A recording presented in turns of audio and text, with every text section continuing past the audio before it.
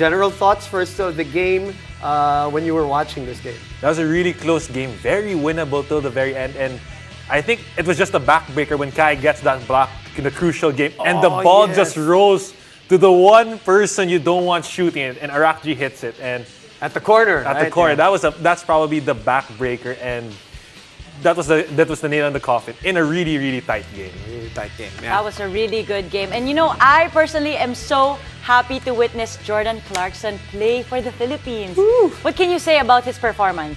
27 points, 6 rebounds, 7 assists.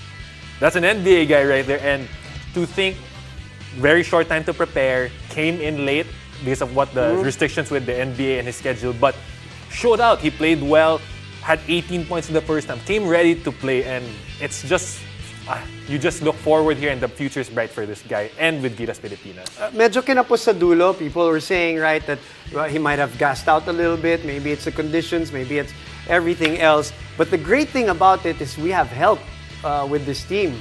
Dwight Ramos, man, you know him very well. He played so well. And to going back to your previous point for the regarding maybe he got tired. He played 37 minutes out of 40, man, and he laid it all out there. And we need him to play that. We need him. I mean, we don't have him every time, di ba? So syempre sasagarin na rin natin, right? But with Dwight Ramos stepping up, 18 points, 10 boards, 6 steals, just an all-around game. One of the 4 guys who played above 30 minutes.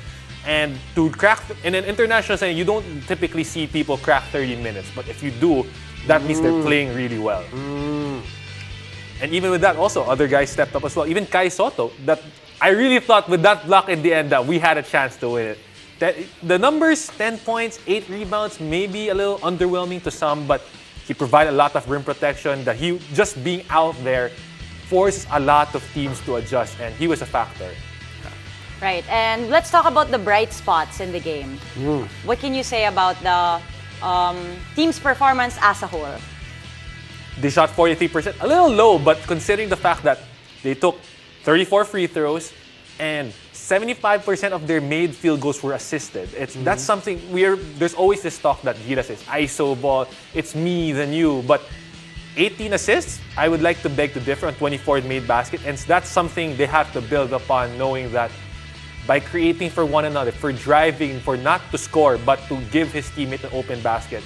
It rewards us, and it will help us build to the future. And they responded well during runs also, and in a hostile, crowd, the hostile crowd, right? Isaac, that's also a bright spot, right? Yeah, especially with how Lebanon has played and how over the last few months that the fans have gotten into it.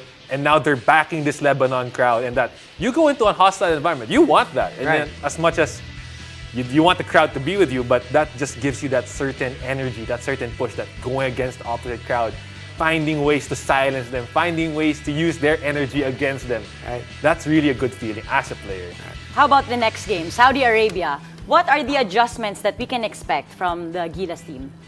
I think the first one, of course, that's very obvious, is that Gilas committed 21 turnovers versus the 9 of Saudi, 9 of Lebanon, which, when you look at the stats, that's the only one that was really drastic. But parang it pops out. That pops out. But a lot of it is from unfamiliarity. Remember, this team hasn't really played. Right. A lot of these guys are first-timers playing with one another. So I think we will see the more familiarity. Now they got one game under their belt against a really good opponent.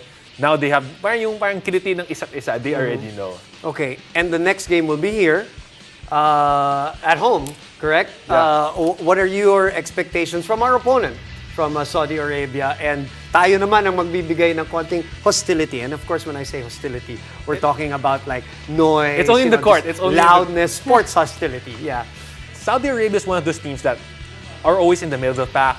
But if you don't take them seriously, they can jump out, they can get ahead of you.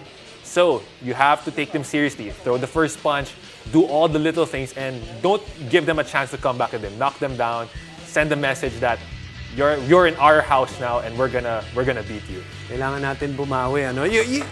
Pauline is so used to being in a team where the crowd is with her. So, di ba, have you ever faced like a crowd na medyo mabigat? Because when we were watching the game this morning, di ba? Pakaingay. Although marami tayong Pinoy. Marami.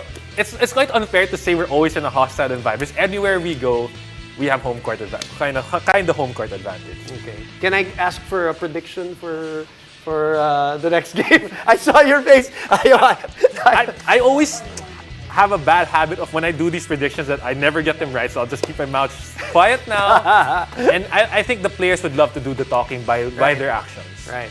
Or you can do the reverse thing. No. Ayaw talaga. Ayaw. Okay, never mind. Okay, but thank you very much for coming over, Isaac, as always.